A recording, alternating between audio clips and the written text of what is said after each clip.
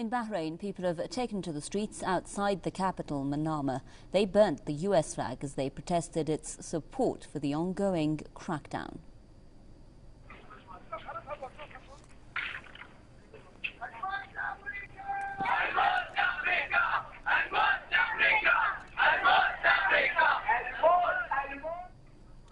The protesters have staged several anti-US demonstrations across the country. They consider Washington responsible for the crimes committed against them by the Bahraini regime. The US has recently welcomed the Bahraini Crown Prince to Washington and called Manama one of its allies in the Persian Gulf. Washington also announced several days ago that it's increasing its weapons sales to the Manama regime. The Saudi-backed regime has intensified its crackdown on protesters, calling for its downfall. Meanwhile, Iranian MPs have denounced as illogical Saudi Arabia's plans to merge with Bahrain. A statement by the MPs says Saudi Arabia has failed in crushing the popular uprising in Bahrain as the people there have firmly resisted the Saudi-backed regime crackdown. The statement reads, "Now Saudi and Bahraini rulers must realize that their merger would make Bahrainis more determined and united against occupiers." It adds such a move would only add to regional problems.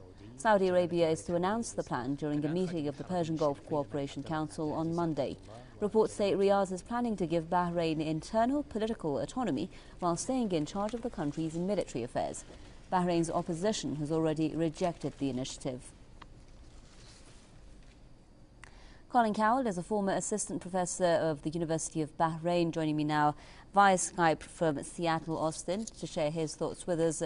Mr. Cavell, welcome to the programme. Reading between the lines, what do you make of the proposed merger between Saudi Arabia and Bahrain? Is it a plan for shoring up the embattled and the repressive regime in Bahrain? Oma, it indicates that the Khalifas are abdicating their responsibility for the nation's security. It shows that they are, as I have alleged in the past, a mere satrapy of Saudi Arabia. They are an appendage. And King Abdullah is very worried. Him and the House of Saud are worried that the Crown Prince may make a separate deal with the United States. But most importantly, this indicates that the democratic movement is very strong in Bahrain. It has the House of Saud very scared, and it is motivating him to think that, well, if we have some sort of security union, we can push our sectarian argument even further. But that argument, of course, has failed because you've got over 3/4 of the population in Bahrain who are against the monarchy in Bahrain, and as well, you had numerous demonstrations already occurring in the eastern provinces of Saudi Arabia, which indicates that the movement for democracy is spreading and has the House of Saud extremely worried. Right, you refer to the United States there, Mr. Cavell.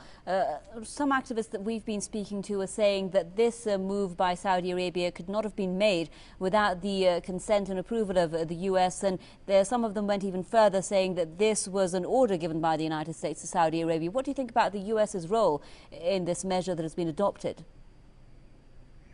Well, from my perspective, the United States, should Barack Obama be reelected in November, is going to push for further alteration of these autocratic regimes, because the main goal is to maintain hegemonic hegemony in the Middle East. And they cannot do that if these hated autocratic regimes stay in power. Now, this does not mean they're going to bring full-fledged democracy to the region. It just means that they want to change these leaders to indicate that there is some change going on. And they cannot do that if the Khalifas and the House of Saud and all the other hated monarchs stay in power. So this is a move primarily by Saudi Arabia to try to protect itself, try to prevent the U.S. from making a separate deal with the Crown Prince. So basically a merger between Bahrain, a tiny Persian Gulf island, and Saudi Arabia, its much larger neighbour. In practice, what should we expect of this proposed marriage? Do you think Bahrain will lose a significant part of its independence to the much larger side? Of course, Oma. Their independence is merely a paper one. in reality, the House of Saud are the actual rulers of Bahrain. And by abdicating their responsibility for security matters, the Khalifas, all they need to do now is abdicate their bodies and get out of the country, because the people are strong. They are demanding self-rule, which is the bedrock of their movement, and they are determined to get self-rule. So if the House of Saud thinks they can stifle this democratic movement by putting further controls over the military situation in Bahrain, they're dead wrong. Colin Cavell, former assistant professor of the University of Bahrain, joining us there via Skype from Austin in Seattle. Thank you very much.